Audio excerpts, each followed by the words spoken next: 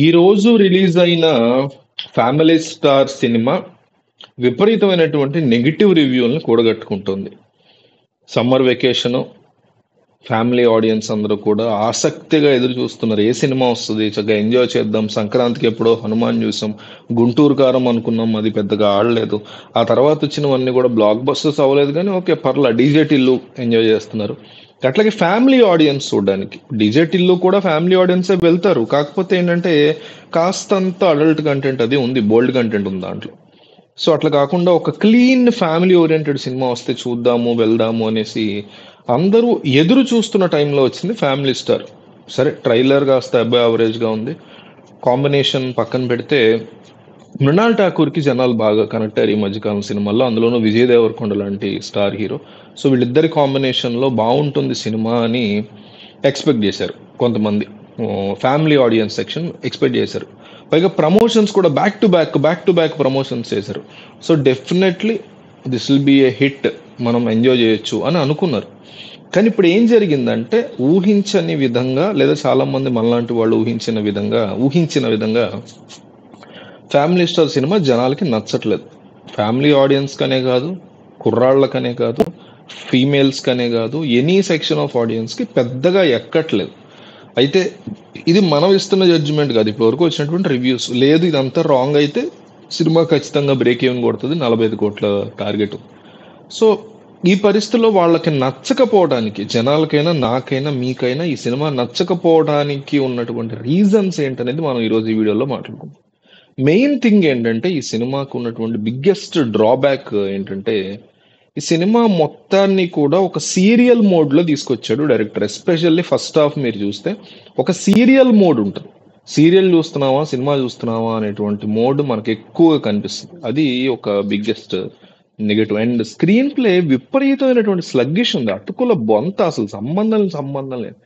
Sir logics అయితే మరీ చిరాగ్గా, అసలు ఆ థీసీస్లు రాయడం ఏంటో, మిడిల్ క్లాస్ గురించి డబ్బున్న వాళ్ళు అసలు.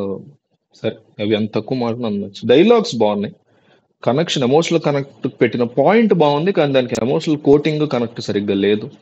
సో ఇట్లాంటి అంశాలు ఆడియన్స్ ని కనెక్ట్ చెయ్యవు. లాస్ట్ 10 నిమిషాలు ఒక ఫ్యామిలీ వాల్యూస్ గురించి మెసేజ్ ఇచ్చేస్తే హీరో ఆ సినిమాలు ఆడవు.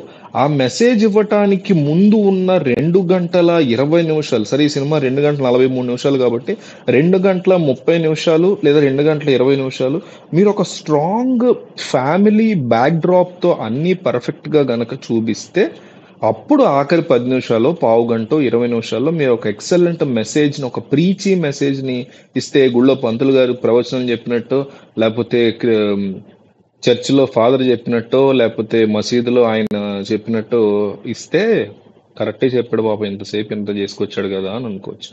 ఇండియన్ ఫ్యామిలీ వాల్యూస్ గురించి సినిమాని స్టార్ట్ చేసి మధ్యలో ఎక్కడో వదిలేసాడు డైరెక్టర్ అసలు ఆ విషయాన్ని.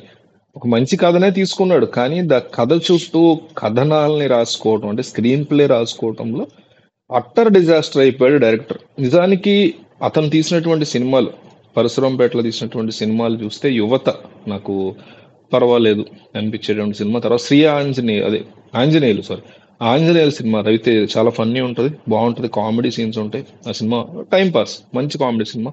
ఆ తర్వాత సోలో తీసాడు, సోలో కూడా బాగుంటుంది, నారా రోహిత్. ఫ్యామిలీ వాల్యూస్ అట్లా చెప్పాలి. సోలో కాన్సెప్ట్ ఏంటంటే ఒక అనాథ, చిన్నప్పటి నుంచి ఫ్యామిలీ లేనటువంటి అతను ఫైనల్గా ఒక అమ్మాయిని ప్రేమించి ఒక ఫ్యామిలీలోకి ఎంటర్ అవుతున్నాననే సంతోషంలో ఉన్న వ్యక్తి ఆ అమ్మాయిని వదిలేయాల్సిన పరిస్థితి వచ్చినప్పుడు ఏం చేశాడు అనేది క్లైమాక్స్.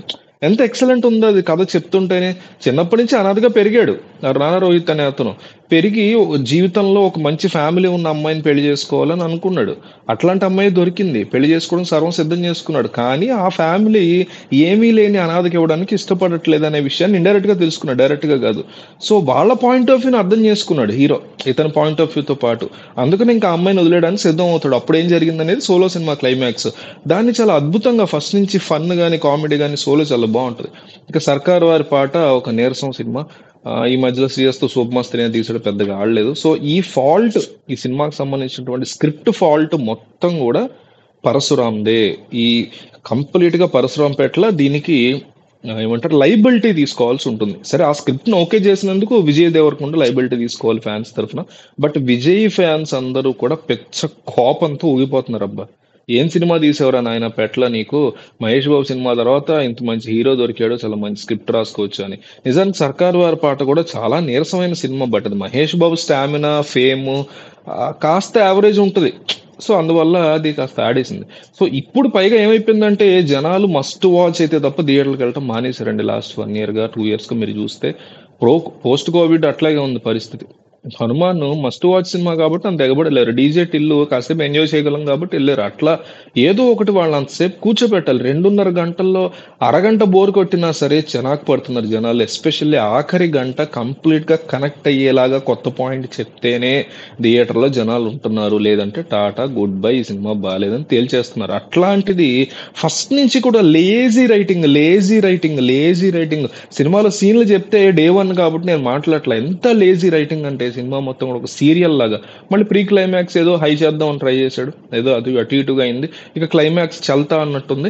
సెకండ్ హాఫ్ లో మాత్రం కొంత ఎమోషనల్ పార్ట్ మాత్రం డెఫినెట్లీ వర్క్ అయింది. అసలు ఇవన్నీ పక్కన పెట్టేద్దాం, ఇవన్నీ అడ్జస్ట్ అవుదాం. సరే ఏదో తీసాడు చూద్దామని ఒప్పుకుందాం. అసలు హీరోయిన్ల మధ్య కెమిస్ట్రీ ఎక్కడ ఉంది చెప్పండి. ఇందాక చెప్పడం మర్చిపోయా, లిస్ట్ లో గీతా గోవింద్ అని తీశాడు. గీతా గోవిందంలో ఎంత బాగుంటది, రష్మికది కానీ విజయ్ది కానీ కెమిస్ట్రీ.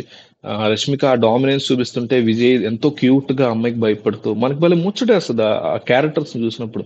ఒక క్యారెక్టర్ ని రాసుకోవటం అనేది చాలా ఇంపార్టెంట్ ఏ డైరెక్టర్ కైనా రైటర్ కైనా. రైటర్ అనేవాడు చేయగలిగిన గొప్ప థింగ్ ఏంటంటే ఒక మంచి క్యారెక్టర్ రాయడం.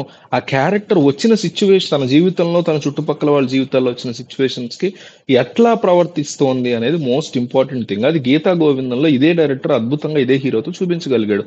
కానీ ఇక్కడ హీరోయిన్ మారింది అంతే, అది కూడా చూపించలేకపోయాడు. అసలు హీరోయిన్ల మధ్య కెమిస్ట్రీ లేదు సినిమాలో. దాన్ని ఎట్లా కన్విన్స్ చేస్తాం, దాన్ని ఎట్లా ఒప్పుకుంటాం మనం ఆడియన్స్ కింద. సో ఇట్లాంటి ఎన్నో తలకాయ నొప్పులు, ఎన్నో ఇబ్బందికర పరిణామాలు ఉన్నాయి ఈ సినిమాల్లో. సరే విజయ్ నెక్స్ట్ సినిమాలన్నా హిట్ అవ్వాలని కోరుకుందాం. ఖుషి కూడా పెద్దగా ఆడలేదు అంతకుముందు, లైగర్ ఇట్లా ఎన్నో సినిమాలు వచ్చాయి, విజయ్కి అన్ని పోతున్నాయి. సో విజయ్ నెక్స్ట్ సినిమా ఒక మంచి హీరోయిజం ఉన్న సినిమా చేయబోతున్నాడు. చూద్దాం అది ఇంకా ఎట్లా ఉంటుందో, ఆ సినిమా ఎంతవరకు రన్ అవుతుందో. పెద్ద డైరెక్టర్స్ తో వెళ్ళటానికి మరి ఛాన్సెస్ ఖాళీలు లేవు పెద్ద డైరెక్టర్. ఇప్పుడు సుకుమార్ లాంటి వాడితోనో, రాజమౌళి లాంటి వాడితోనో వెళ్ళాలంటే వాళ్ళకి ఖాళీ లేదు. బోయపాటి లాంటి వాళ్ళతో వెళ్ళే డైరెక్టర్ హీరో కాదు ఇది. సో ఎటు తిరుగుతాయి మొత్తం అనేది చూడాలి, వెయిట్ చేయాలి. But still Vijay deserves a hit. Vijay one of the favourite hero నాకు. So I hope he'll get some good break through soon.